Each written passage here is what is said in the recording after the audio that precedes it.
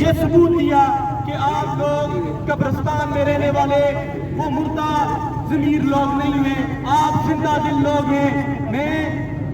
اس plate form سے چنار public movement جس نے یہ آواز سب سے پہلے بلند کی، میں اس کو مبارکباد پیش کرتا ہوں۔ اس کے بعد میں عوامی کمیٹی کا شکریہ ادا کرتا ہوں کہ جب بھی کوئی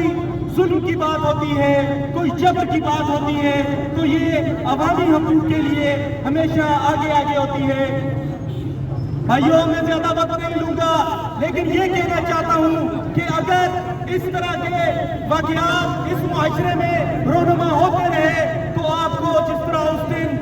پلیٹ کے اندر ایک لاش بچی کی ملی، اس بے گناہ کا کیا قصور تھا، اس طرح کی لاشیں آپ کو آگے آئے روز ملتی رہیں گی، کیونکہ جب اللہ کی حدیث ہے کا مفہوم ہے کہ جب طاقتور کے لیے اور نظام اور کمزور کے لیے اور نظام ہوگا تو معاشرہ ہمیشہ تنزلی کی طرف چلا جائے گا، ہمیشہ تباہی کی طرف جائے گا۔ میں زیادہ وقت نہیں لوں گا، میں اس کے بعد آپ سب احباب کا ایک بار پھر دل سے شکریہ ادا کرتا ہوں۔